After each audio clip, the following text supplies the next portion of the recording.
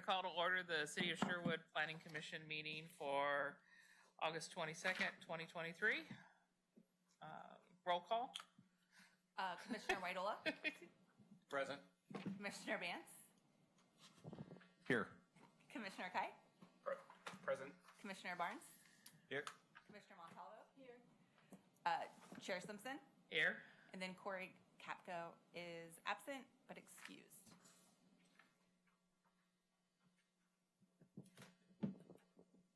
Okay, consent agenda. The consent agenda consists of 2 items, the minutes from our last regular meeting on July 25th and our work session minutes from August 8th. Is there a motion to approve the consent agenda? I'll move that we accept approve the consent agenda. I'll second. All right, it's been moved and seconded. Any discussion? All in favor, say aye. Aye. Opposed? Motion carries. Council liaison announcements. Councilor Stankey. Good evening, Chair Simpson and Commissioners. Last council meeting, we discussed amending the TSP to include the 99 pedestrian bridge, and I presented the comments that the Commissioners had in regards to that. The consensus at this point is that there's going to be a phase 2 to the bridge, and at this point, unfortunately, we're too far along in the construction to make any of the bigger changes. So, but your comments are noted, and they will be discussed further at a later date. And that was all I have. All right, staff announcements. Good evening, Commissioners. So at your next meetings on September 12th, I know that the City Council, they have asked all of the boards and commissions to represent. One of you will be on the new Charter Committee. So we'll talk about that at the next meeting. If any of you are interested, in serving on that committee and have questions about it, you can let me know. I noticed that it was due by the 28th. Did I misread that on the announcement? I just got notice today and said the next meeting of all boards and commissions. Okay. All right. So that was Okay. that was my direction, but I Okay, can. cool. No, that's fine. I saw the deadline is the 28th from the weekly city manager's report, and it's fine if Yeah, We're I think good. I think the We're next good to wait meeting's- till the Yeah, next- I think the next meeting is fine. on the 12th. Okay. Yep. Other than that, I'm going to turn it over to Eric, and he's going to brief you on all the development that you see going on in Sherwood. And to let you know, we plan on giving quarterly updates, so everyone is briefed on the development you are seeing going on in town. Yeah, thanks, Erica. I also want to welcome Hugo. Is I think second planning commission with us tonight. So Hugo's our associate planner, and we'll be doing the current planning for us. So you'll see him in the next few weeks, I think, on an application. And I anticipate Hugo will also be giving these quarterly updates, but I'll give the first one since I have all the knowledge in my brain still. So just kind of going top to bottom on our development list, this would be the most current projects that you have seen, and then kind of go into the oldest in terms of how they've actually come to you. And if you have any questions, feel free. We have a little bit of time. We only have one hearing tonight, so if you have questions, happy to answer them. But I'll go over kind of a lot, just a heads up. So first one, Sherwood Industrial Park Phase 3. This was two commercial buildings that Planning Commission approved. We don't have any of the next phase of submittals, which would be building permits and engineering permits. So basically, no change. You guys have approved it, and we're waiting on them to actually go into the next steps. And then part of this, just to give some background on why we want to do this, give you guys an update on the status as you drive around and see the properties and development that's going on, kind of have the knowledge, that we have, since you're, a key player in this, but also help you understand the process a little bit more and sort of, how long it actually takes to get to construction. And, hopefully it just helps you guys kind of understand the entire process a little bit better. So no change. They have land use approval. Land use approvals are valid for 2 years, so we'll wait and see if they come forward. But I expect they'll come forward after the frontage improvements are done here. They didn't really want to get into construction at the same time, so I think they're still moving forward. Sherwood Old Town Apartments, that was one in Old Town that we approved. It was about 24 units, I believe, here in this vacant lot. So Sherwood Old Town Apartments, if you recall, there's 2 single-family homes here, and then on this property, there's a wetland, and that wetland would be filled, and new apartment complex, 24 units. The developer that came to the city and got approval, Edge Development, they have walked away from the project. They indicated it didn't pencil. The property owner is a older Sherwood family. They now live in Idaho, but they are, I think, still interested in either them doing the project. They have a development company, so they're still looking at the plans and seeing if they want to move forward. I think it's also has been for sale, so the new owner, if they bought it, would acquire the entitlements and could actually construct. They just have to get building permits and finish the engineering review. So I think this might still move forward, but it's a question mark. I think based on, we don't have the details on why it didn't pencil. Just not sure. We didn't get details on that, but other, firms and developers might look at it a little bit differently. So we're still optimistic, but nothing firm in terms of next steps on this one. Chestnut Inn, that was the hotel on the Langer property. So Planning Commission approved about 100-room hotel. Oh, sorry, I'm off this one here. And then self-storage and flex industrial space on the ground floor here. This project got appealed to LUBA. It got appealed to City Council, and City Council affirmed your decision, went to LUBA. LUBA also affirmed your decision. And if you drive by now, the site is being graded for development. So our understanding now is that the project will move forward. I don't think we have building permits in, but they're starting to grade the site, and all indications are that the project will move forward. Sentinel Storage 2, that was this one here, where you guys approved taking out this canopy storage and doing a 3-story storage building. This one's been kind of quiet. We haven't seen the next submittal, but based on our understanding, we think it'll move forward as well. That get appealed? Got appealed to City Council and also to LUBA, and both affirmed the Planning Commission decision. Mosier Pass. So I don't know, maybe my order might be a little off here, but in terms of the chronological order, but Mosier Pass would be this property here. Not too long ago, came to you guys about between 30 and 40 lots, did a planned unit development, went on to City Council after that. City Council approved it. They did have changes. This street here will continue through this development, and there'll be a new intersection right here, another road. This road will come down here like this, and they did require, I believe it was a half-acre park to be installed that wasn't originally on the plans. So they did require even more than you guys did require. So about a half-acre park here with a bathroom and other improvements. So this project is also expected to move forward. And of course, Street of Dreams recently held on the Denali Summit property. Cedar Creek Plaza Lot 2. This was one that Planning Commission denied the application based off of an issue with the lot size and entitlements based on utilizing other lots, and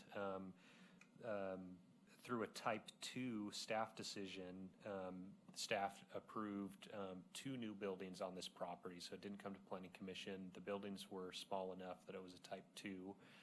And so you'll see 2 new retail commercial buildings going up in the rear of the property here, very similar to these other pads that you see here. So overall, I think that was a great outcome. You know, the outcome that the city was hoping for. Didn't get a hotel or something a little bit bigger, but I think it'll fill out that area nicely.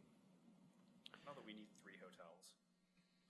We actually did so I'm glad to see this is the type of stuff that we can talk about. So the city actually did a hotel study recently. Okay.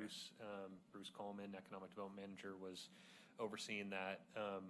It showed a demand, at least a feasibility for 3 hotels total. And not really oriented towards tourism or anything like that, really just oriented towards all of the industrial growth that we have and employment growth. Things like events at Sherwood High School, you know, sporting events at Sherwood High School, kind of just this, you know, baseline demand for what we have going on in the city. We have heard from, and we've been meeting with hotel developers, and I'd say 75% of them agree 3 is, you know, what Sherwood can handle right now. We've gotten a few of the developers who had said, you know, we don't think 3 is possible. But the hotel consultant that we use who created the report, they're known to be somewhat conservative. They don't want to just be dishing out, you know, conclusions that don't actually make sense, and so they're known to be a little conservative. So I think, you know, the market will tell. So I think Langer will move forward, and then it's kind of up in the air whether we'll get another one. Sherwood Boulevard multifamily. This was a 9-unit project on Sherwood Boulevard. Where am I going? There we go. This project here. A few different variances were approved. This project is moving forward, so they have submitted for building permits and also for engineering review. So I think we'll get, I think you'll see groundbreaking here pretty soon. I don't know if it'll be this season or not, but they're taking all the next steps and are going through the process. So I expect this will actually be completed. Willamette Water Supply is going way back. I think this was 2020, but the site's being graded now. This is a new water treatment plant to serve not Sherwood, interestingly, but Beaverton and a few other cities in Washington County. A lot of cranes out there right now. You can see them from 12th and Sherwood Road as you drive in. There's probably 4 or 5 cranes out there. So really big project, and they're going full steam ahead, and they'll also complete their portion of Ice Age Drive along their northern property line. Oregon Street Townhomes. You guys actually didn't see this, but it's very visible in town, so I wanted to touch on it. That's the townhomes that are going up here. This was Evergreen Tree, an industrial building that got torn down just right over here, of course, and this is going up with new townhomes. I believe this came to Planning Commission. It may have been a hearings officer, but I believe you guys approved. Gene, do you know, did you guys approve this? Yeah, because it's in Old Town. Gotcha. Okay, yep, that makes sense. And so there was a phase 2 that was entitled, and so they just came to staff level decision for their phase 2 with building permits, and so that's what's being constructed. There's still a commercial pad that's about probably where these trees are back here, and that has not been developed yet and is not part of this construction. The big one, Sherwood Commerce Center phase 1. You see it being graded here, but of course, if you guys haven't driven on Oregon Street lately, recommend it or not. I think It's huge. I'm curious, what did they do with the oak trees that were down there? Possibility that they have that beside now part of the left. Yeah, there was a nesting bird in there, so they had to wait, and then once it left, they cut it down. What they did with the wood, is that the question, or yeah, Wetlands. there was a Don't bird. be Yeah, there. they are doing some wetland fill in here. It was, in my own opinion, a really nice little patch of habitat here. Yeah, in employment area, so all the trees are gone now, of course. So yeah, really big buildings, of course, going up here, which you guys approved, and kind of a long process, some dispute between these 2 owners, of course. I won't get into all of that.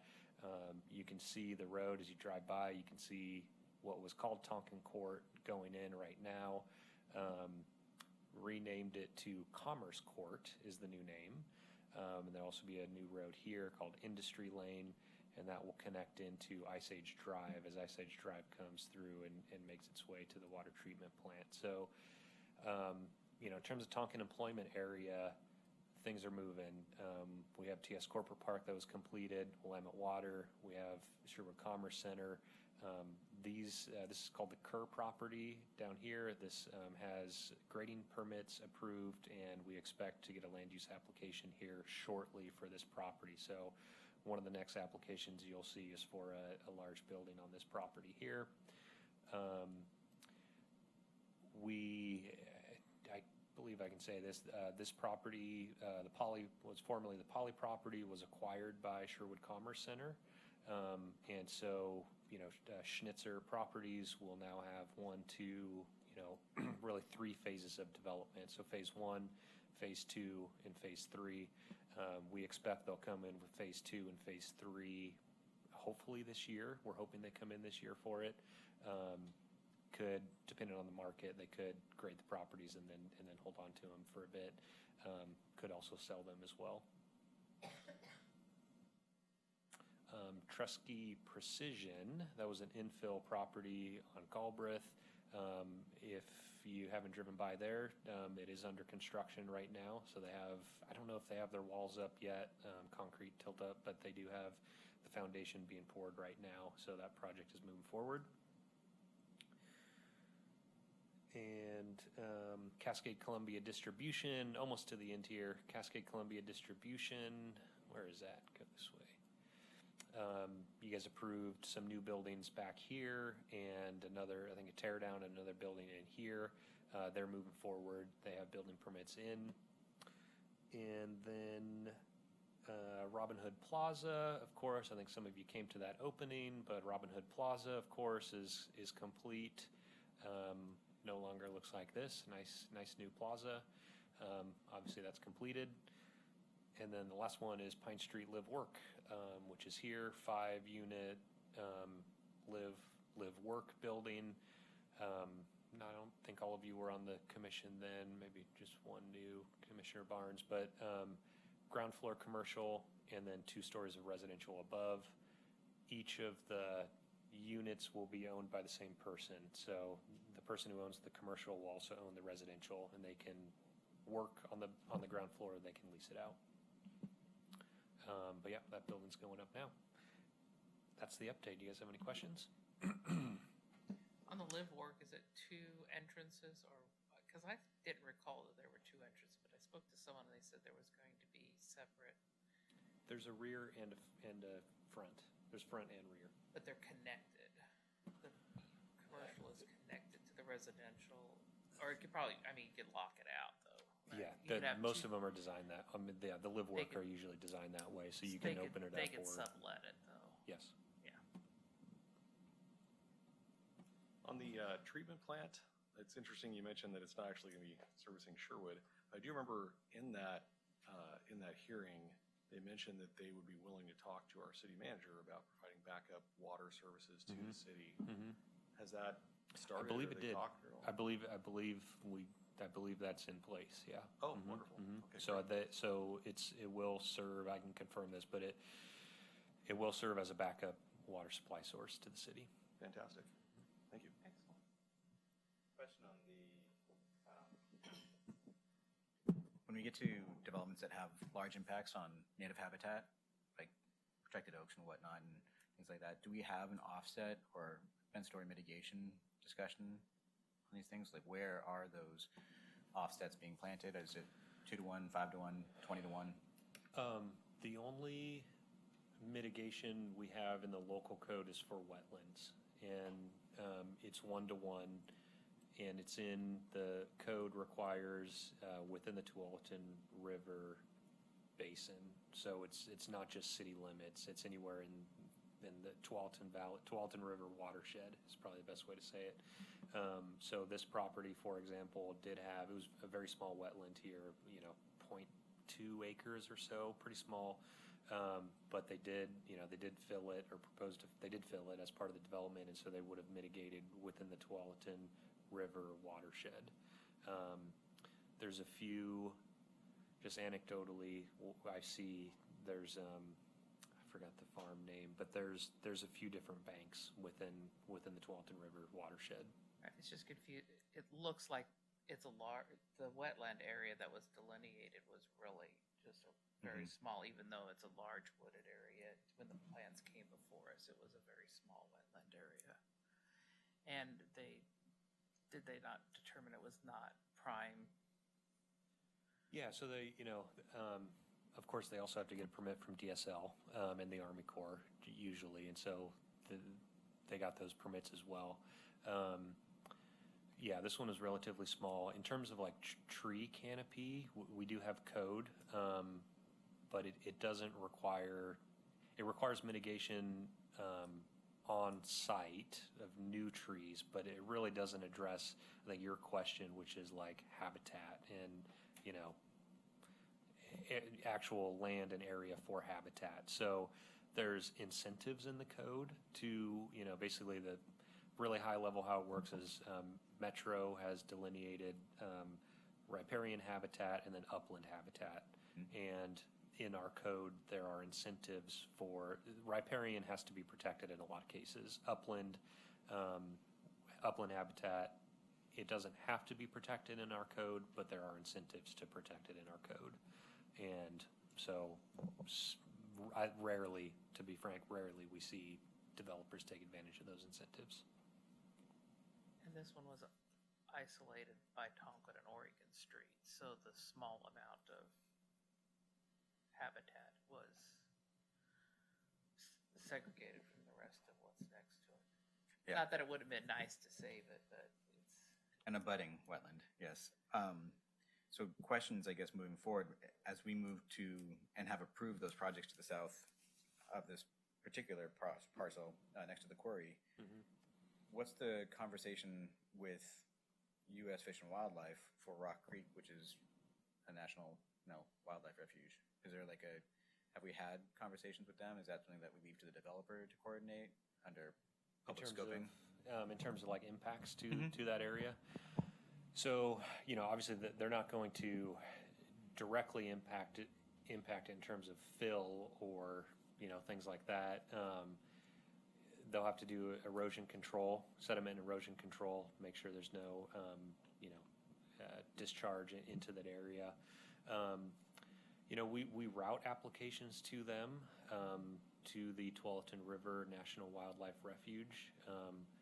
We don't usually get comment from them. I don't think I've ever gotten a comment from them on any application, but it is routed to them. And then, of course, if they're actually, there's nothing on this property here, but if there was something, then yeah, they'd have to go through the local code.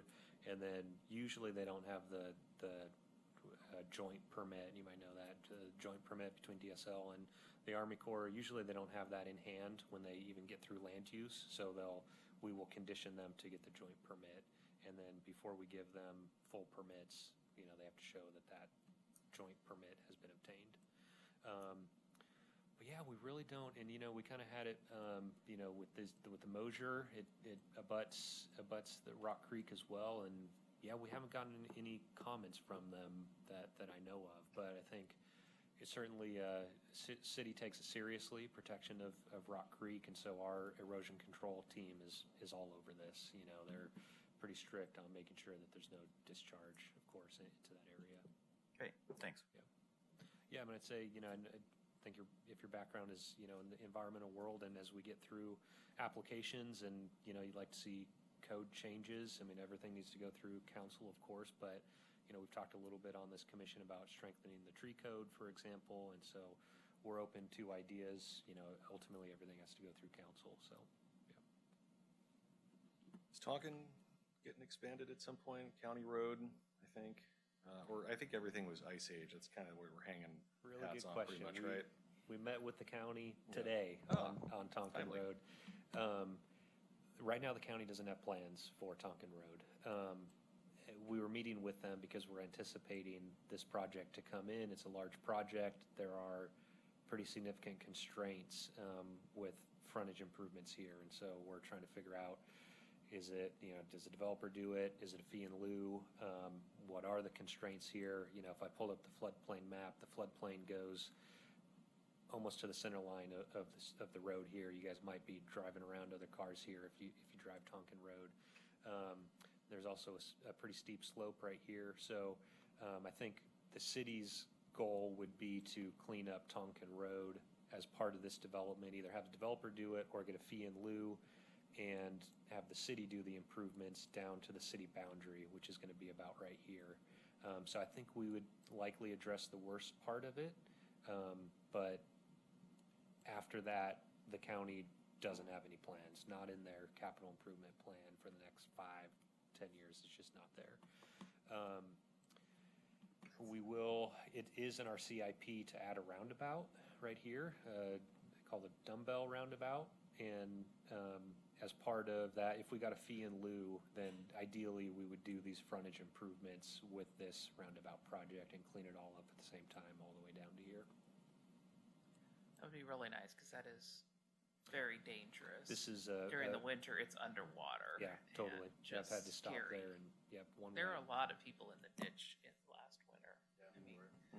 A lot. It was crazy how many people were off the road and into the ditch. Not only just because it was underwater, but because it's narrow. It's a whole bunch of bad things. Yep. And Well, thanks we- for standing in front of that, staff. Yeah. You're head of the county. Yeah, and we went over that today with the county, and so the city is communicating the concerns with the county. Yeah. In talking with the county, has there been any updates on the Salt Creek Parkway extending through, or anything else on that, or? I don't know anything about it. Salt Okay. Creek down in this area. Yeah, just where it runs into, what is it, Shoals? Gotcha. Shoals something, yeah. Yep. That's like, Yeah, I don't know. Close to Okay. No update on here. Okay. Yep. all right. Any other questions on the staff announcements and our new quarterly update on projects? Thank you. Yep. That's Yep, very hopefully- helpful. Yep, hopefully this is helpful, and we wanted to close the loop with you guys and not just have you guys approve things and then wonder, what's going on. So we wanted to close that loop. So when people ask questions about the live work in downtown and what it's going to look like and why it was approved and what's going on with it, who at staff do we direct them to? Planning department, I think I'd Just- say Eric is just the probably a good gener- starting point. Yeah. Yeah. Mhm. Okay. Oh, the one behind Ross. What's going on back there? Seems like there With was the zone change that you guys did? there was something going on back there. I can't remember what Yeah. we did. Yeah, zone change. Yeah, okay. Our next Oh, that's step, right. or Yeah. the property owner's next step, would be to submit a site plan application to Okay. you guys for full development. So I think that's moving forward. Okay. So you should see something sometime soon, probably this year. Thanks. Excellent. We have a display not working. Is it possible to get like a 2-minute break so we can get, Of course, yeah. I mean, I'm not going to share mine. yeah, we don't want that. No. Yeah. We don't want them to share homework. Can we have everyone just jump down? Just- Or we can make this one, but he might not want to give up his Yeah, like whatever. premium seat. Okay. Yeah, if you can, yeah. We'll whatever. move down one. There we go. We're cool. There you go. I think we got it. All right, thank you. Change the name tags to protect the innocent. All right, we're gonna move on to community comments, which are limited to those items not on the agenda. Did anybody call in electronically to? We have none this evening. Okay, then we're gonna move on to our public hearing. Public hearing on Sherwood YMCA zone change and conditional use permit, land use case file LU 2023-009 PA CUP is called to order. Now going to turn to staff for the hearing introduction. Since this is legislative and quasi-judicial, do we have ex parte contact that needs to be Yes. posted, and you're going to take care of that? Yes. All right, Yep. then I will pass it to you, apparently. All right.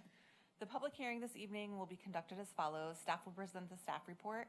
Then we'll have questions by the hearing body for staff. We will then open the public hearing for testimony, and time will be limited as the follows. Typically, we open it up with the applicants, but tonight, the city is the applicant. So we'll move on to persons in favor of the application, and then persons opposed to the application, and each will have 4 minutes each. Then we'll have any rebuttal from the applicants. Then no other testimony will be taken from the public or applicant unless the public testimony period is reopened. And then we'll have final questions by staff, then questions of staff, if any, by the commission, and then we'll have deliberation by the commission. So a recommendation may be made by the Planning Commission at the close of the hearing to the Sherwood City Council, or the matter may be continued to a time or date certain. If the matter is continued to a date certain, this will be the only notice of that date you received this evening. Staff, we didn't receive any notification from anyone in the public tonight giving notification 24 hours in advance wanting to provide public testimony. But if there is anyone in the audience this evening that would wish to speak, they can fill out a blue form. The chair will recognize people who wish to speak. When you come forward, you can please state your name and address into the record. But any questions should be addressed through the chair. So in reaching a decision on the application, the commission must consider whether the application meets the relevant approval criteria in the city's land use regulations. Those criteria are identified in the staff report. The staff report is available online and at City Hall. And the staff report was accessible to the public 7 days prior to this meeting date. The testimony and evidence must address these criteria or other criteria that you believe apply to the application. And then please note, failure to raise an issue with enough detail to enable the commission, the applicant, and the parties an opportunity to respond to the issues precludes an appeal to the council or land use board of appeals on that issue. And also failure by the applicant to raise the constitutional or other issues regarding proposed conditions of approval. Again, without enough detail to allow the commission to respond to the issue precludes an action for damages in circuit court. So at this time, I would like to ask members of the commission to disclose any ex parte contacts, bias, or conflicts of interest, and please indicate the nature and extent of the ex parte contact, bias, or conflict of interest, and indicate whether you intend to participate in or abstain from the hearing. Commissioner Vance. I have no ex parte contact, bias, or conflict of interest, and I do intend to participate. Commissioner Waidola. I have no ex parte contact, bias, or conflict of interest and plan to participate in this. Commissioner Kai. None, and I plan to participate. Commissioner Barnes. None, and I plan to participate. Commissioner Montalvo. I have no ex parte contact, bias, or conflict of interest, and I intend to participate. And Chair Simpson. I have no ex parte contact, bias, or conflict of interest and plan to participate this evening. And now typically I would turn to the audience here to wish to have anyone challenge any planning commissioners members' ability to participate. But there's no one here this evening. So with that, I'm going to turn it over to Eric to give the staff report. Thank you, Erica. Chair Simpson, Planning Commissioners. I'll be giving the presentation tonight on the YMCA zone change. So the City of Sherwood is the applicant. Proposals for a zone change and conditional use permit. The current zoning is low-density residential PUD. This is a Type 5 land use action for the zone change and a Type 3 land use action for the conditional use permit. We have routed the application to affected agencies. We do have a few comments from agencies, mainly ODOT. We provided public notice in accordance with the code, and we have not received any public testimony to date. In terms of process, since it's a Type 5, you guys will be making a recommendation to City Council, and City Council will make the final decision. The conditional use permit is concurrent, so City Council will be the final decision maker on that as well.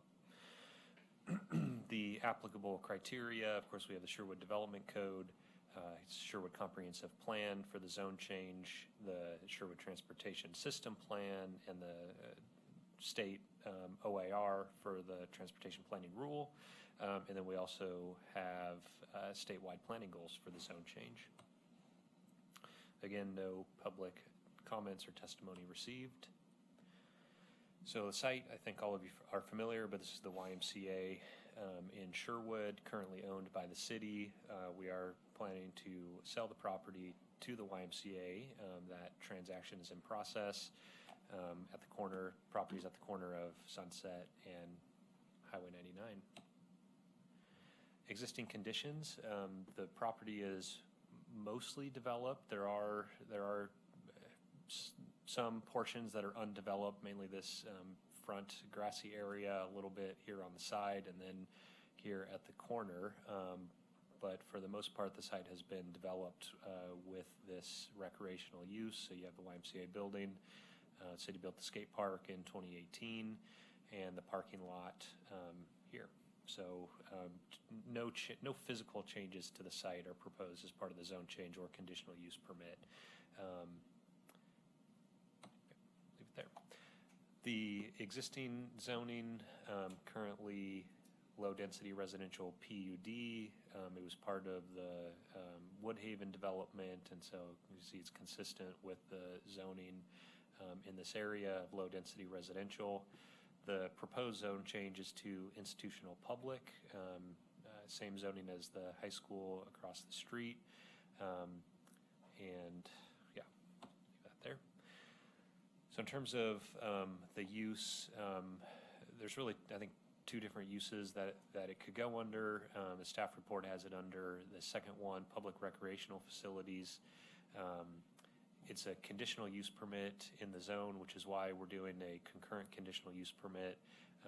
We did not want to do the zone change and leave them with a non-conforming site that required a conditional use permit. And so we're doing a concurrent CUP so that they have basically a fully entitled, legal property that has a conditional use permit for everything that's there once the zone change occurs. If they were to do an expansion, and we'll get into this mainly with the transportation analysis, but if they were to do an expansion, the code is going to have triggers for when they need to come back for another CUP. And so if they're doing a large expansion, likely they're going to have to come back for a type 3 conditional use permit. Development standards, I won't go over all of these in detail, but the IP zone is fairly flexible. No lot dimension standards, for the most part, no setback standards, and then 50 feet for the height. The site will continue to comply with these standards after the zone change. Getting into the details of the criteria, first the Metro Code and statewide planning goals. So Metro does have code. We want to be really mindful of this zone change because it's going from residential to something else. Doesn't really matter what it is, but we're taking zoned residential land out, and so Metro, they didn't formally comment, but they did ask us to really directly address their code requirements. I think we've addressed it adequately because they haven't responded with any concern. I think the main thing to communicate in terms of housing is that we have a 2019 housing needs analysis, which many of you probably worked on. Because the site was almost fully developed, we didn't identify this site as having capacity within the analysis. And so I think that's a really key piece of this is that the blue that you see is vacant residential property within the urban growth boundary, and this is where we get our future supply from. And you can see some constraints have been taken out, but anything in green here, the existing neighborhoods and things that have been developed are not shown as having, they weren't accounted for in the HOA or HNA as having future supply. And so in terms of, on paper, our adopted housing needs analysis, the zone change won't result in a loss of housing. You could say that, if we go back to this, we might be able to squeeze some housing in, which would really kind of be a bonus, I guess, is kind of how the planners see it, is that if we could squeeze some in here under the current zone, sure, we'd be positive, in our HNA from what we assumed, but we didn't assume any housing would actually be developed on this property. In terms of transportation, the staff report includes a memo from the city's transportation consultant, DKS. The approach to address the criteria in this case was doing a trip cap approach. And the reason for that mainly was timing, is that we're in a contract to sell the property. We did look at doing a full transportation planning rule analysis to see if there would be an impact to the system. We would have had to wait to do the analysis basically until school was back in. The consultants, didn't think, and ODOT did not think that if we did a full study right now that we would get the data that we need. And so we would have had to wait until school was back in to get the actual, full data counts for the impacted intersections, which would have included Highway 99 and Sunset. So the approach is to do a trip cap, which ODOT has agreed to, and basically that is counting the current number of trips to the site and then capping it. And so we're basically, under the future zoning, the IP zoning, we have that number of trips that are entitled, if you will, to the property. Anything over the trip cap, which is identified, is going to require a full transportation study. Basically, any new development on the site is going to require a full transportation study and demonstration of compliance with the transportation planning rule. So, in other words, we're kicking the can until development actually happens. It's a way to get the zone change approved, check the box for the transportation planning rule, and then still have, and you'll see the condition, and this is actually the condition that's written here. And so whether the city's going to retain the skate park, whether if we do a skate park expansion, if the YMCA does an expansion of the site after they own it, either party's going to have to do the full study, basically. But because of the timing of the sale, we would have had to push out the sale of the property 3-6 months or so to do the actual transportation study to do the zone change. And so that's why we're proposing the trip cap approach. We work closely with ODOT. You'll see their memo. They're okay with the trip cap approach. And happy to answer any questions on that. It seems like we might get some questions. Won't go over the full development code criteria, but this is it for the zone change. I won't go over it in detail, but happy to answer questions if you have any questions on the findings there. And with that, the staff recommendation is for approval of LU 2023-009 PACUP, subject to the findings and conditions in the staff report. The Planning Commission alternatives, you can approve the application based on the findings and conditions in the staff report, recommend approval of the application with revised findings or conditions, or recommend denial of the application with revised findings. And happy to take any questions. I'll go first. Why? We've had it zoned the way it's been zoned for 25 plus years, and the relationship between the Y and the cities eventually became stable. Why does this need to happen? What's changed? What problem are we fixing? Especially right before sale. And with YMCA involved, do they know? Other than the public notice process, I guess. Yes. So we're, good and fair question. YMCA we're in close communication with the YMCA. I meet with them, with the city manager, once every 2 weeks. And so we're going over all of this with them, including the details. We're doing a trip cap approach. If you guys expand, you're going to have to do the full analysis, all the details. We're doing a separate partition of the property. That's a staff decision. Easements are required as part of that, roadway dedications. There's just a lot of moving parts right now with the application, the land use applications that are going along with the sale. And so we're in close communication with the YMCA on all of it. And they're okay with all of it, including the zone change. In terms of why, frankly, we should have done this 20 years ago. In reviewing the land use history on this, when the site plan was approved for the recreational facility, there was acknowledgement in there that that a zone change should also occur as well. There's really a few different points in the formal record where it mentions that the property should be, that the property should be rezoned. It just never happened. I don't know why.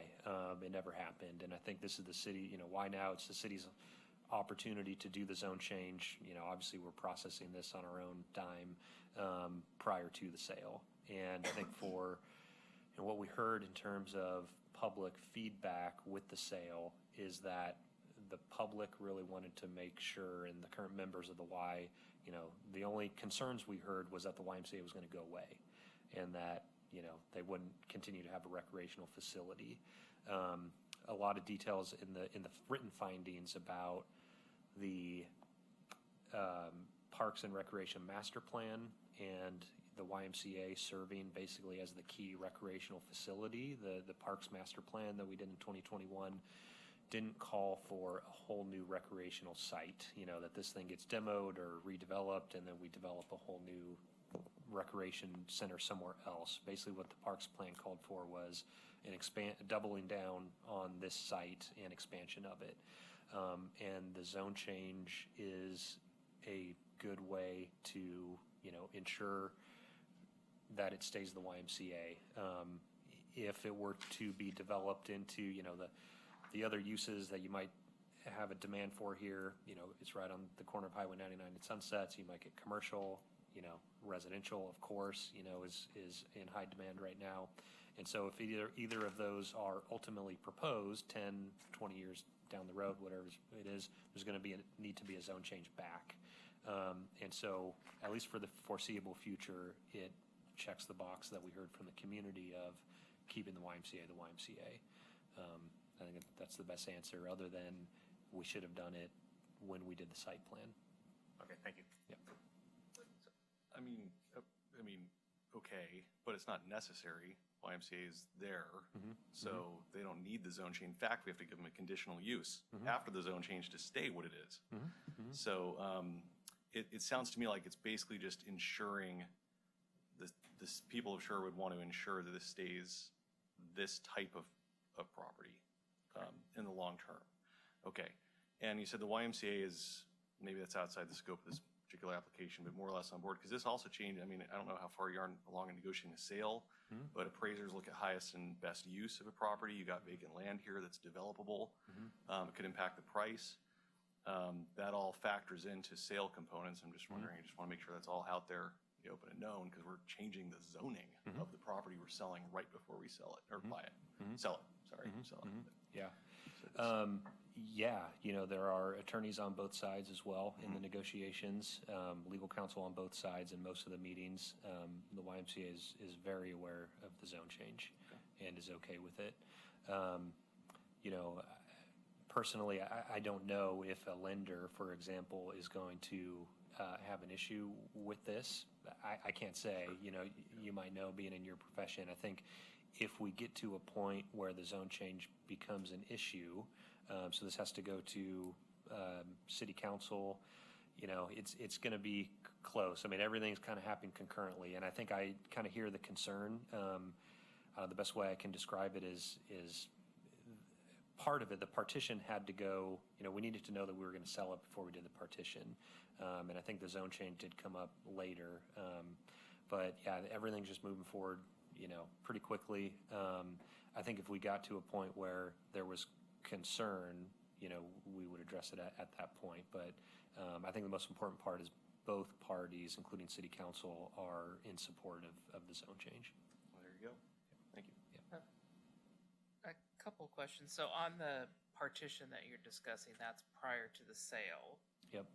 We are changing the entire parcel to the new zone. Yep. Correct? Yep. And the partition is going to protect, is that, oh, that's the partition. That's the partition. The city's going to retain, that's my question. They're going to keep the skate park and the repairing area to protect that part of it. Yep. So we're not selling that part of it. So a couple questions. When we sell it, the 1.25 acres that you've unconstrained and undeveloped land, is that? That would just be this front portion, Right. the grassy portion up here. Right. And is there is there any restriction on what they can do except that it has to be under the zone and they would come in for a conditional use? So it's not likely that they could, like you said, build 3 houses there or something. Not with the zone. If the zone change gets approved by council in the end, then It protects it from being overloaded with residential or a little shopping quick mart or something. yes, Something like that. yeah. Okay. I mean, it just go back to the basics at that point. They're going to have to get approval per the development code. So use, setbacks, all that sort of stuff. So I wouldn't expect, just so you know, what we've heard from the YMCA is a potential expansion of their building. We haven't heard anything in terms of plans for this front area. They are hoping to utilize, I'm honestly not that familiar with all the detailed programming, but they did say that at times they use some of these grassy areas for their programs. And so they're hoping to have an agreement with the city to use this grassy portion if they need to in the future for their programming. So, I think it's a pretty narrow little area here, but potentially they could get something in there that meets the IP zoning, but I don't know. It doesn't make a lot of sense at this point. We're going to very likely see an expansion here first as the first next step. So two questions, comments. So the type 3 would go to the hearings officer? If they didn't have a concurrent something else that brought it to you guys, or yeah. Is there a way to put a condition on it since it is such a highly visible, public related, that the condition of approval, any future expansions would be a type 4 for a full public process? Ooh, I don't think so. I think, yeah, we would need to stick to the code. Okay. And trust that process is adequate, and it allows public input as well, of course. Yeah, it just doesn't have the same level of course. visibility, and the Of course. hearings officer stuff, and maybe that just maybe making the commission aware when it starts to come through to a hearings officer level on some of the, maybe we just need to be aware when things are For going sure, to and hearings they officer. would 'cause- also do a neighborhood meeting as well. Right, but I live on the other side. I live on the wrong side of town. I wouldn't know about it. But as a planning commissioner, it might be interesting to know, like, when apartments or something start coming to the hearings officer, it'd be nice to have a little bit more visibility to what's going on in not just in our future public hearings process, but what's going on at the hearings officer. But wouldn't apartment buildings then require another zone change to? I'm just saying, in town, there were a couple things that came up, and it went to the hearings officer, and all of a sudden you're like, ooh, I didn't know that was going on. So anyway, and then on the aside, when you were talking about this going to the YMCA to protect what we want as a community, as a recreation center, if they purchase it and buy it, I would ask council or pass through to our council liaison, do we, as part of the sale, have right of first refusal if the YMCA chooses to, Yes, the answer is yes. Okay. In the current contract, we do. yeah, if they want to sell it, yeah, the rest of the words. I got the head nod and I was like, oh, okay, well, that's the answer to my question that I I knew what didn't you complete. meant, but good Yeah, to say. the rest of it, if they chose, YMCA choose to sell it, we have right of first refusal of the sale, so we can protect again what we're doing all this work to preserve. Yep, Okay. that's in the current contract. And then I got one more clarifying question, and then one other question. Clarifying question on what you're showing here. The skate park is staying with the city of Sherwood, just to be clear. Okay, Yep. thank you. Yep. And then number 2 is, with the transfer of property, does that impact city revenues, tax collections, anything along those lines for the city of Sherwood? I mean, is the Y paying rent to the city or anything along those lines? Does that impact us financially? In terms of taxes, there shouldn't be a change because they're tax exempt now in terms of property taxes. And so the whole property is going to be tax exempt now and with the sale. Yes, they do pay a rent to the city. And of course we would lose that, but we'll get payment for the property. Mm-hmm. All right, thank you. Yep. Yeah, go ahead. Yeah. Sorry. In discussing about potential development for the larger strip on the Woodhaven side, of that, could they, as a standard, could they reduce the parking that is available to increase the footprint for anything that they would or might want to develop? They would need to demonstrate compliance with our parking standards with redevelopment. So I don't know, I don't recall the details of where they're at in terms of supply. With the partition, we're going to have a shared parking agreement. So I think the skate park required 13 stalls, and so the city's going to retain the right to 13 stalls within that area. So obviously they can do away with that, but any development on the site, either whether it's a staff decision or plan all the way up to planning commission, they're going to have to demonstrate compliance with parking standards. Okay. Yeah. Thanks. Yep. Questions? Sure, I've got a few. Do you want to go ahead? Or? So I'm just curious, I know that this was funded by bond measure 3451. Are there any bond conditions that are outstanding? Like, do we have any conditions that we must comply with as part of the sale? That's a good question. I don't know. Not really familiar with the detail of that bond. I can check on it. I definitely don't have an answer for you tonight, but we can check on it as part of the negotiations. Have that checked by legal counsel and just make sure. Yeah, I think it's a good question. Just don't want to get a technicality at the end. Sure. And does that have anything to do with the ongoing condition that we need to add, or is that a separate conversation as part of the sale? I think it's a separate conversation, not related to the zone change, but I think a really good one. Yeah. Okay. Packet page 10 on chapter 7 or 16.7 under general provisions. Just the language of the code itself of the pre-application conferences are encouraged and shall be scheduled to provide. That's a two-part. It seems like it needs some revision in the future for code, but under the findings, it says a pre-application conference was not conducted. And then the last sentence is, therefore, the standard is satisfied.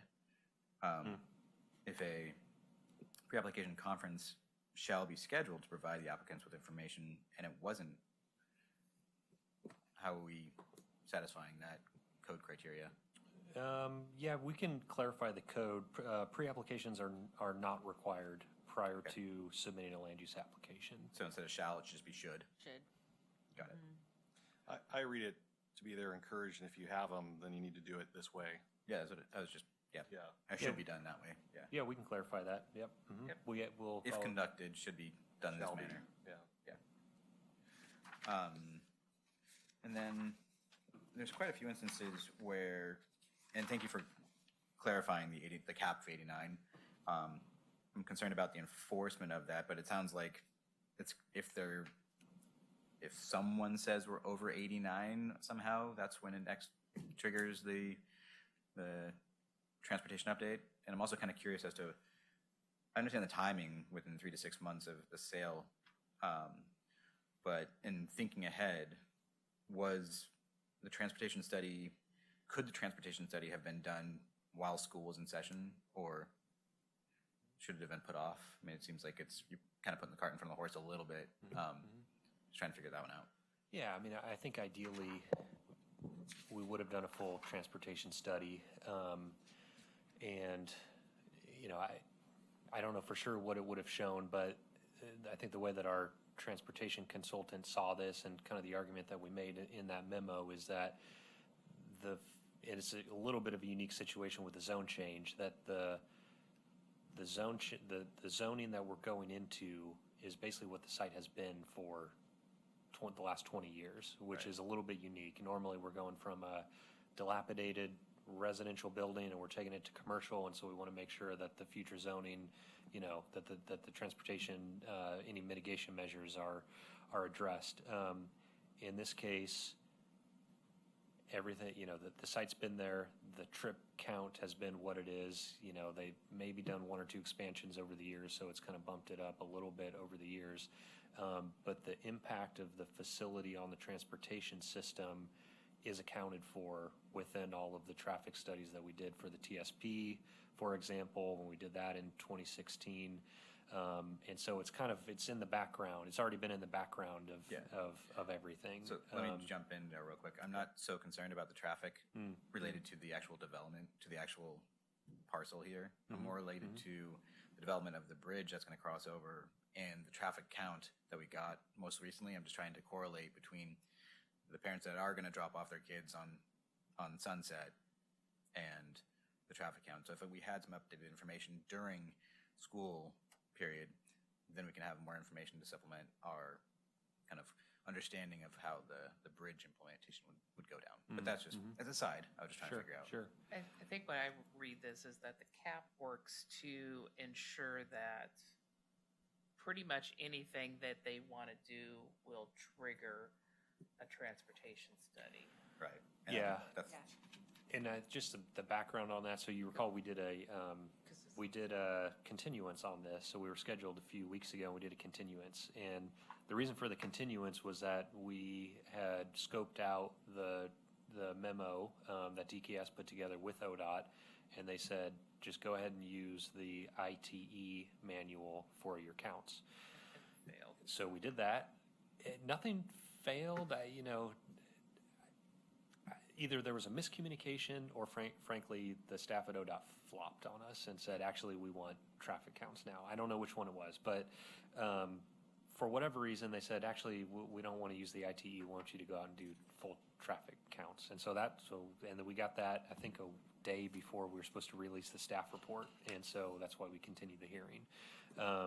And I think all it gets us is maybe a more accurate representation of the actual trips there, but I think regardless, whether we use the ITE manual or whether we use the actual trip counts, whether we did it on 2 days, 5 days, whatever, when additional development occurs on the site, we're going to have to go through the full transportation study and then mitigate anything. So I think, yeah, Chair Simpson, I agree. That's kind of the key here. This doesn't trigger more or less traffic counts. The functionality of the site doesn't change with what we're doing. But Correct. It puts a safety net in place that says if anything else happens, we have a mechanism to ensure improvements will occur in the neighborhood and a traffic study will be done to mitigate that. Correct. Thank you. I have just two more questions. On packet page 23, under findings, under, I guess number 6 here.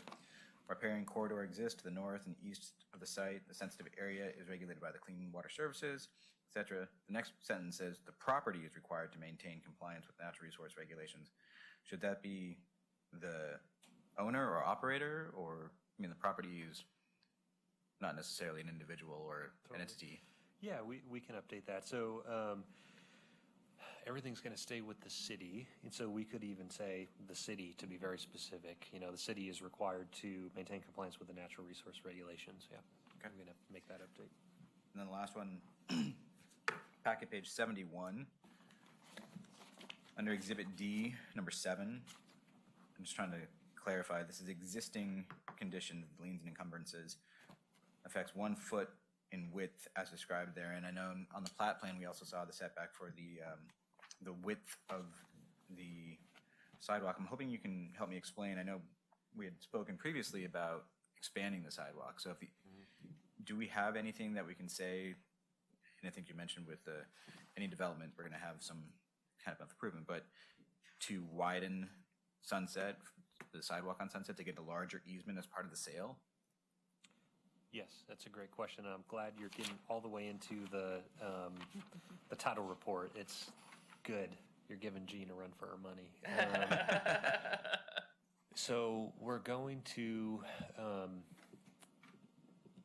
as part of the partition, we are going to acquire additional right-of-way along Sunset so that we can build out the road or the sidewalk road to its, full design, at least based on current standards. So as part of the partition, every frontage actually has a dedication requirement for it, including Highway 99. So we'll be getting to full current street standards along Woodhaven, Sunset, and Highway 99. So all of that will be dedicated as part of the partition. No construction planned at this point, but I think, Councilor Stankey mentioned, the point's well taken. I think how that might actually work out is, through a CIP. Probably don't have the funding for the sidewalk widening as part of this bridge project, but it's noted, and we'll get the right-of-way now, and potentially we could add the sidewalk to the CIP list and actually complete it as a capital project. Thank you. I just have a couple just to pick at the transportation piece a bit. I understand the uniqueness of this particular property. I would just note that, like, I am fundamentally against trip caps in relation to zone changes. I think they're kind of antithesis of zone changes, but I do understand this is unique, and for that reason appears to be appropriate. I guess part of my concern is that we did counts, and we came up with a certain number of PM peak hour trips, and that any future changes of use or expansions that exceed the trip cap, you have to address the TPR. Typically with conditional uses, we have thresholds associated with them. You can do a church with this size or this. How do we pick at and address changes in programming with the why? Because that happens a lot. Like, why is typically, oh, maybe we're not getting enough folks coming at night to work out, so we're going to start a new program, and not building, but changing operations. And how do we know if that does or doesn't go beyond what's anticipated by, in fact, none of these conditions say you get approved for what you have today, and you can't do more. I mean, there's actually, so there's nothing. That seems to be what's missing in the CU piece to me a little bit. Like, you're approved for an XYZ square foot recreational facility, and that's not in here. That gets at the square footage, and if you build on, then you have to address the TPR if you have more trips. But it doesn't get at the piece of, we're going to rent it out to a church, and they're going to come Monday, Wednesday, and Sunday, and they're going to operate in here. I don't know if that's allowed, but as an example, we're not building on. There's nothing in my CU that says I really can't, because you said, well, we were doing it before, and we kind of worked for, so, So I feel like there's a little bit of gap there that's not being counted or addressed. Like, I just don't know how, if they start changing operations, because we want to keep them there, we want them to be successful, but when are we tripping that trip cap? And how are we catching it? Yeah, really good question. So I think, like, if they were to lease out just on that example, if they were to lease out a portion of the property to a church or the whole thing, I see that as a change in use.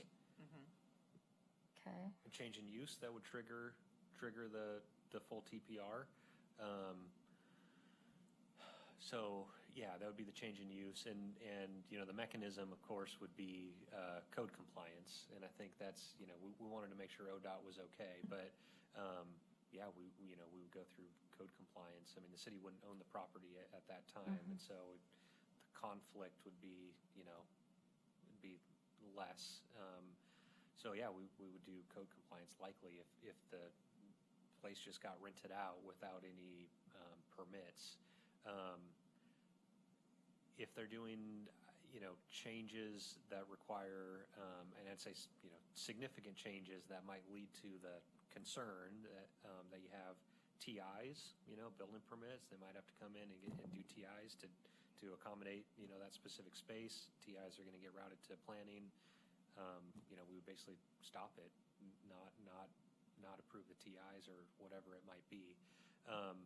Smaller changes, like I think you might also be talking about, if they're leasing out a space to, I don't know, a non-profit or something like that.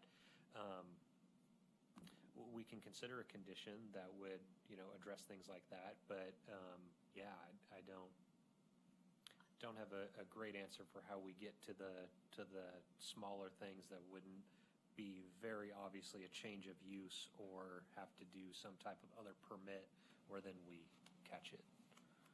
I feel like what's bothering me maybe more is just where we're setting the approval for. I mean, we all kind of know it's for what you got today, but there's nothing that says that, so that 5 years from now, we can say, you're not doing what you were approved for. So I think we need to maybe see if there's an opportunity to add another ongoing condition, meaning it's approved for a recreational facility to include blah, blah, blah. Because over time, that might get a little bit lost. Okay. Could we possibly reach out to the Y? I mean, they're nationwide. Could we wait, or worldwide? Can we reach out to them to find out if they've had similar situations where they've had lease or programs that have been, traffic drivers? What they've done? Do they have to have a special transportation plan, for example, for special events? Or Yeah, and so Commissioner Montalvo, just to clarify, so public recreational use, which I think the memo kind of captures it as a public recreational facility. And so I guess maybe the best answer I have is, anything that falls under public recreational facility would be permitted.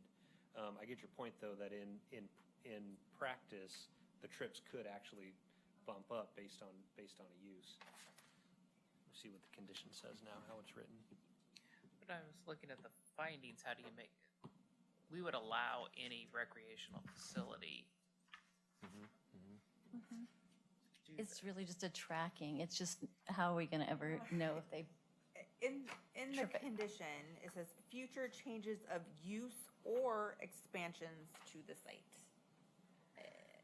So right, Kinda from one capture it. use to another use per your zoning code, but changes in anything else they're doing, they could go above that cap as long as they don't change the use from one use to another. Right, well, let's do a different scenario. If it was a church, we have an expectation that it has this type of volume. If they change their internal programming and all of a sudden had an expansive use that happened on a Wednesday night, would we have a finding that would accommodate an expansion in membership, a youth group that's gone crazy and is 10 times what they expected? And I know we have a unique Yeah. situation here to do that, but I don't know. We wouldn't if we didn't have a trip cap for it. The trip cap's the piece that's the little sticky point. Like if you just had a church that was approved to be a church, we wouldn't care unless you gave it a trip cap with the church. And so your concern is that they may trigger the trip cap. Okay, I see what you're saying, because my thought was the trip cap was going to be triggered when they came in for an application for a building change or a tenant improvement, or if they changed the use to a church from recreational or whatever. But you're saying if they internally change the programming, they could exceed the number of trips that they have going right now, and that you wanted to trigger the TPR? I'm just daylighting that it could happen, and whether we care or not, I don't know, but. Yeah. So the condition, and this is at the actual condition that's on the screen here. So it says future changes of use or expansions to the site that exceed this trip threshold shall address TPR requirements. I think it would be, I think we're mostly there, and I think what you've heard us say, Commissioner Montalvo, is in the sense of very formal changes of use, right, where they're going from. So I think we could add something in here that says future changes of use, just as an example, comma, expansions of the existing use or expansions to the site that exceed this trip threshold shall address TPR requirements. I mean, I think the intent of the condition is aligned with, what you're saying. It's basically intended to, hey, this is the trip count. If the trips are going to be exceeded, then, the TPR should be addressed. So I think that one comma, how does that sound to you? Future changes of use, expansions of the existing use should be programming, or expansions to the site. And the key is, in my mind, anything that exceeds this exceed the trip threshold shall address TPR requirements. I don't have a great way, yeah, I don't have a great answer for you in terms of like, you know, a good faith, you know, report, a good faith trust in the YMCA to say, hey, if they're really, you know, going to be expanding, doing something different, that they, you know, let us know and actually address it. I think that's your other concern as well. I'll just say, you know, the city, you know, will comply with all of the conditions, you know, especially after, including after the sale. And we have no problem doing co-compliance on anybody. I'll just say that. We'll do. So, Could they change how they do things now, or are they subject to something like this now? Or, I mean, because I think the intent is let them keep operating, managing it the way they're managing it now. If they make changes, it'd be fine. This limits them more, so, presumably, in a way. Right? yeah. So the key is writing this somehow to not limit that, but still staying within the legal threshold of this, using a trip cap to not have to do this. Right. Well, the findings that were made, the statement is future proposed changes or expansions to the site.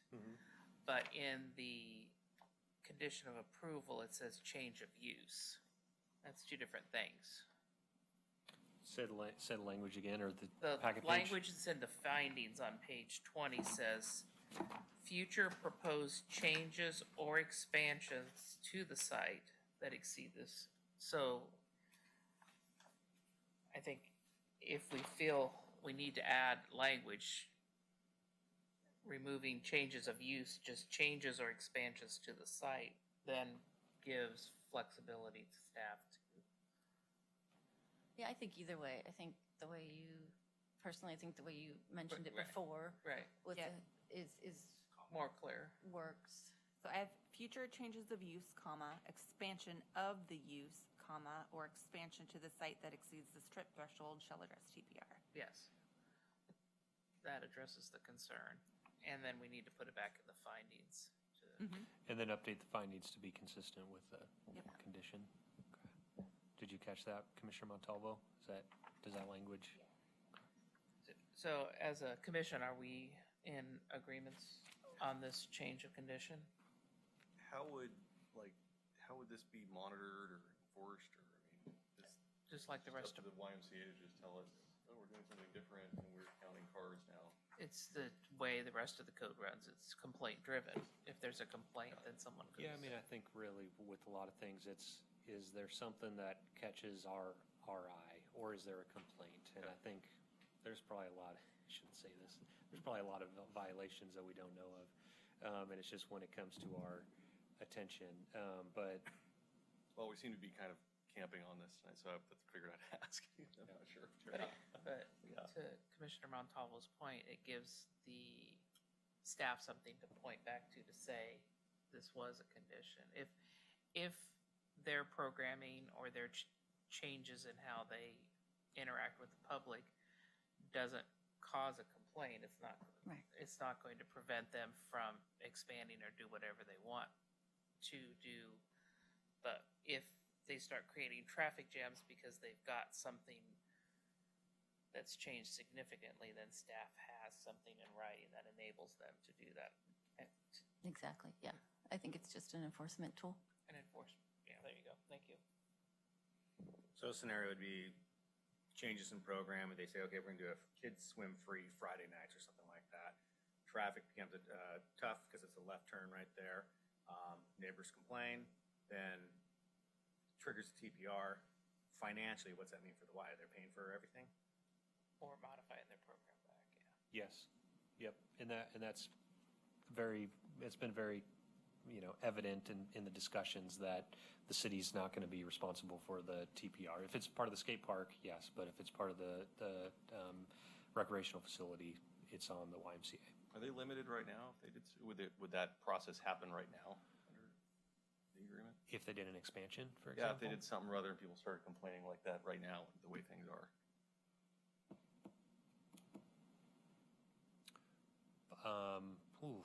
It probably wouldn't be tied to a land use decision or a condition like it would be in this case, but, the city and our sort of right-of-way code and authority over regulating traffic issues and stuff, there's probably something we could do to address it, but it probably wouldn't be related to the historical land use decisions. Is there any language you can borrow from the school district regarding the high school and Friday night football games causing traffic issues?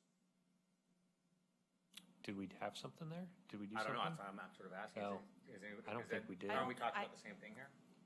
Yeah, I don't think we Really? have any conditions in that land use approval in regards to high school football games or events. I guess I'm worried about being too prescriptive on what a, recreational facility can do and can't do. That's my only concern is, they have to do something if, they change their swim schedules. So that's my concern. And I think that, again, unless there's an actual, issue, you probably don't see us follow up on it. And frankly, what's likely to happen is, even if we were to adopt this condition, I mean, I think personally, as staff, I could go either way on it. What's likely to happen is that the YMCA will sell the property and that they'll come in the next few years for an expansion and they'll address the TPR requirements, and then the condition basically goes away at that point. Once they address the TPR requirements, this condition is gone because they would have addressed it at that time. So I think that's what we're likely to see. But hey, 10 years from now, I think to Commissioner Montalvo's point, 10 years from now, nothing changes. They don't do an expansion, and for whatever reason, traffic is an issue, and it's evident it's because they've really beefed up the programming or something. Then sure, we could probably go back and lean on this condition. But the city does have discretion in enforcing code compliance, and I think the way we approach that is, hey, is there an actual issue here or not? And if it's there, we have the teeth for it, we can address it. But I think I could go either way. It's your decision, but I could go either way. And this, we probably wouldn't even be putting this here if we didn't have to do something with this, like the TPR is the only other alternative. You'd have to go through that whole process, right? That's what it seems like. That's right. That's the Yeah. only reason why we're addressing. Right. Otherwise, you just be like, Condition. just keep doing what you're doing. But no, zone change requires this, or I guess we have to do this as a simpler approach. And it might kind of limit them, but it's the best we can do. That's the way I'm reading this. Actually, that kind of, I think that sort of answer. I was curious about of this 89. Like we have this breakdown, of 75-14, and it just says it's assumed a couple times, just assumed. 14 for the skate park, 75 for Y. Now I think I understand why that 75 matters, because we've been talking about this. But that also means, like, is there an importance to what we're assuming there? Maybe how do we assume it? Should we care very much about why we picked those two numbers? Is it pretty judgmental? What are the implications, I guess? Especially since I think the city's retaining the skate park, so you probably had to decide some allocation, but That's exactly right. They made an assumption it was 84% based off of yeah. Is that the percentage? I haven't run the But percentage. we also have but 13 parking spaces for, I guess, 14 trips in this 1 hour or something. Is that kind of what? Okay. Parking would have been based on the square footage of the skate park, but okay. we get the number 13 came from the previous land use decision, where it said 13 stalls are required for the skate park, and therefore, since we're splitting it up, we need the legal right to those 13 stalls to remain. Otherwise, we'd have to build 13 on the city side. That's dedicated parking, but this is the trip cap thing. Yeah, and so we had to come up with a number. Yeah, and our transportation consultant used his expertise to say, I estimate that this percentage is going this way and this percentage is going this way. Okay. I think it's the bet without actually watching which use they go to after they get out of the car. It's an estimate. Well, and the 14 is not going to matter because the city of Sherwood still owning skate parks not going to be subject to new TPR things. We're not selling that part of the land. So right. If they go over, it's different. It's what matters. Seems like it's a 75 because that's the one that. But if we expand the skate park, if we expand the skate park, we'd have to do we have to do the TPR. Right. Okay, I see what you're saying, yes. And So if yes, we we're going to change have to the hire a usage- consultant, Yeah. but, and I'm not a transportation planner, Commissioner Montalvo might correct me, but I think because the impact of a skate park is going to be so minimal, it seems like it would be a pretty small lift to do a TPR study for a, whatever square foot skate park, but. Okay. So, to Commissioner Montalvo's point, we have people for or against. Are we all in favor of changing the finding and the ongoing condition? Take a quick straw poll. Yes. To what was mentioned. To the What was, so changing. Want me to read it over? So in the ongoing condition and on page, whatever, packet page, was it 10? like page The 20, the 18. Addition of expansion of use, correct? Correct. 20. Yep. Yeah, the finding and the condition changed. Can you read the language? Yes, so future changes of use, comma, expansion of the use, comma, or expansion to the site that exceeds the threshold shall address TPR requirements. So, just a quick straw poll before we move on. We got a yes, yes. Yep. Yep. Yep. And you? Probably a nay. Okay, and that's, I say yes, so it's, recommendation to make the change to the condition before we before we entertain a motion. That's, just wanted to get it out there before we moved on. Did you have another comment, question? Okay. I'm curious about your day, though. It's what I said earlier, it's the being too prescriptive of their use. I think what's here is fine. But and again, for me, I don't know, it's simple-minded, is, okay, do kids swim free on Tuesday nights and someone complains about traffic, and what's that impact to the Y? Obviously, the impact is no free swimming for the kids, because the other option is funding the traffic study. So am I understanding that correctly?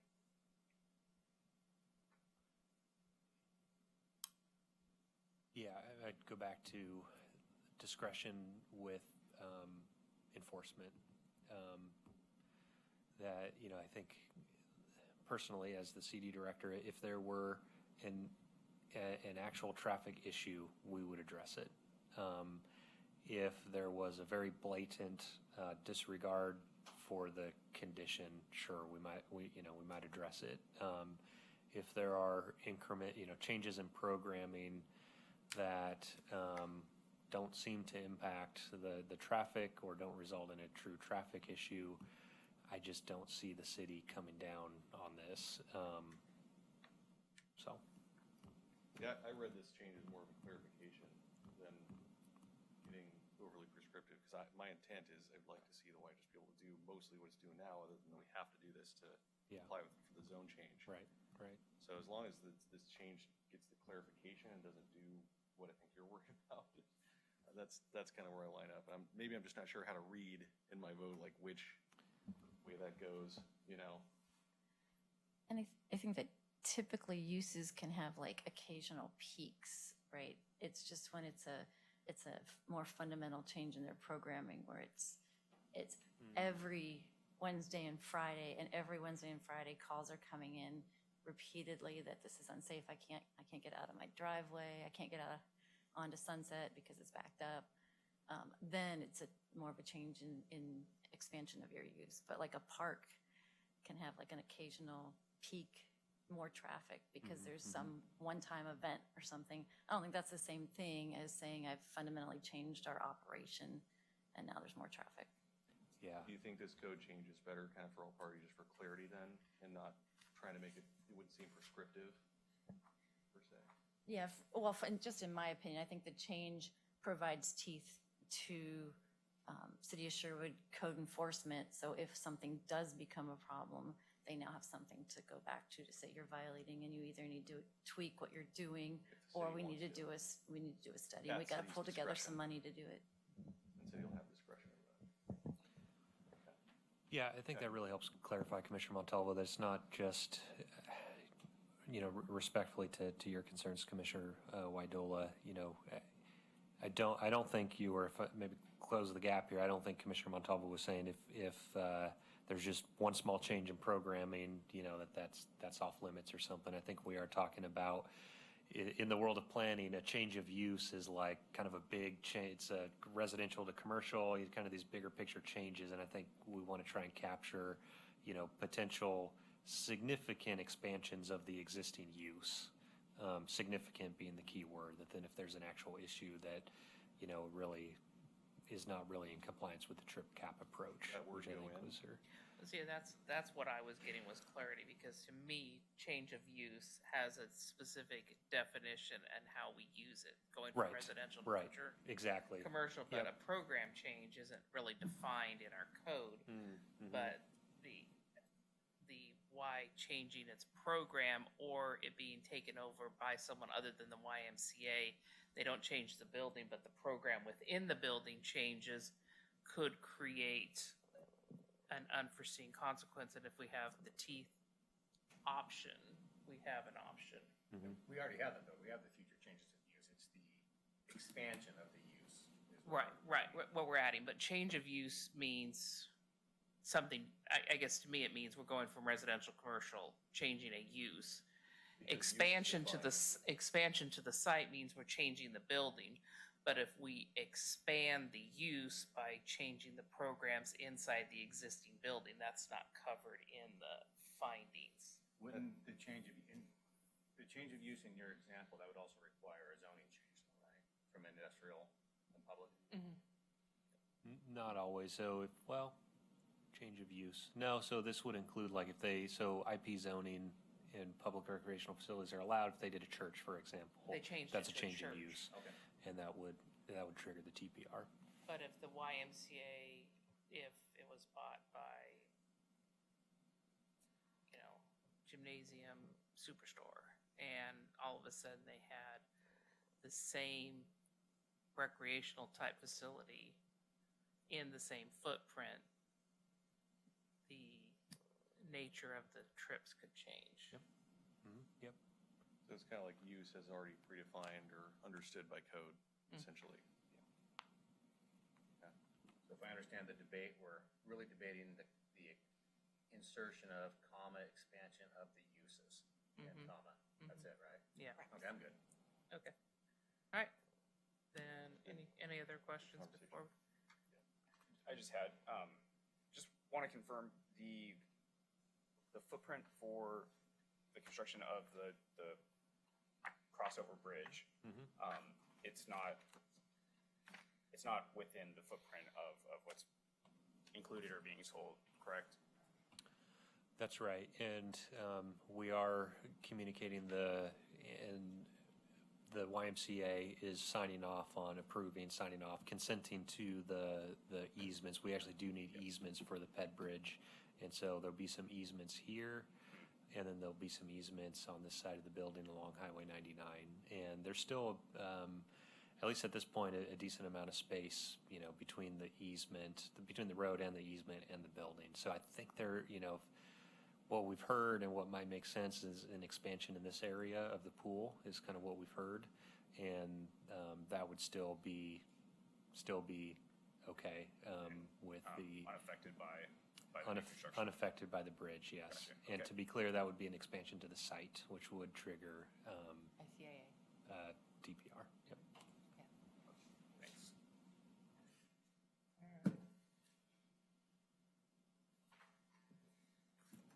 All right. If you, just a couple typos, I'm happy to do that afterwards. I think Outside. Commissioner Barnes found some as well. What's that? Commissioner Barnes found Okay, some typos all right. too. That's fine then. Yep, all good. no. So since we have gone off script, the applicant completed their testimony, and we have no one in the audience to speak in favor of the application or against the application, or even neutral. And the staff has been answering our questions raised during the testimony. I will just make sure that, does any member have any more questions regarding clarification of the applicant's testimony to this point? If there are no further questions, I will close the public testimony portion of this. There we go. Deliberation. Are there any further questions of staff? I have two questions. Do we have to be unanimous tonight? Is that required to send this to city council? No. Number two is, do you need to be as detailed as possible in the modifications as I make the motion? No, because we already voted for the change in language. It would be moved. Okay, so let's move it, then we're done. Okay. As modified. As modified during the previous. Much easier. Do we have a condition number? Is that one numbered? One. B1. B1. Yep. We changed the language by verbal vote during the hearing on B1. Or a raise hand vote. So just as modified during the hearing tonight. Yeah, that's fine. Well, in that case, I'll make a motion. I move the Sherwood Planning Commission forward a recommendation of approval to the City Council for YMCA zone change LU 2023-009 PA/CUP. Based on the applicant testimony, public testimony received, and the analysis findings and conditions in the staff report, and as modified tonight during the Planning Commission hearing. Is there a second? I will second. All right, it's been moved and seconded that we forward a recommendation approval on LU 2023-009 PA YMCA zone change and conditional use permit as modified during the hearing. Any further discussion? All in favor say aye. Aye. Aye. Opposed? Nay. Motion carries. Thank you very much. Any other commissioner comments? And if anybody's interested in serving on the charter committee, do we just approach you, Erica? Yes. And turn our name into you? Clamor, align. Or forward nominations. Or forward nominations For in a secret ballot when no one gets to know about it, and anybody who's not here next meeting is. You guys inform Russell during the next meeting. Commissioner Kopkus. All right. I do have one thing that I actually sent Eric last week or whatever, but as with the road construction, so tonight we talked about we got the updates, and one of them was the new water facilities in the south end that's gonna pump water up to Hillsborough and Beaverton. Well, that's the construction project that's going on in Roy Rogers. It's not really, it's expansion's part of it, but the line's right underneath there. Recently, they've finished the irrigation, I think it's the irrigation and the irrigation control box, and they placed it right in front of the Welcome to Sherwood City boulders. And if we're to get this changed, it's got to happen sooner rather than later. So it's just our city council liaison, if you can bring this up, because it's the Washington County, they've already closed my neighborhood 4 times with gas line cuts. So, they're over budget, I understand, and behind by 6 months. But at the same time, let's obviously, I think an engineer skipped a site walk on this and just okayed it on paper plans because it's terrible. I mean, when you come down Roy Rogers, you see that control box is right in the middle of the sign. So I've addressed it with Eric, but I just want to spread the fire a little bit. Thank you. Yeah, thank you. And it's nice when you come into 12 and off 5 and see that big sign there, like when you come up Roy Rogers and, Sherwood, okay. Yeah, we can forward it to the county and see if we can get some, city council would help with some traction there as well. So. I've sent, as a citizen, I sent some to them. Did you? There's Okay. a LUT email for Gotcha. the project. Cool. So I sent that. Good. Thank you. Good. All right. We would get that out on the social media. We'll realize we care about it. All right. No other comments? And then we are adjourned. Thank you very much. All right. Sorry, I know you like reading on this.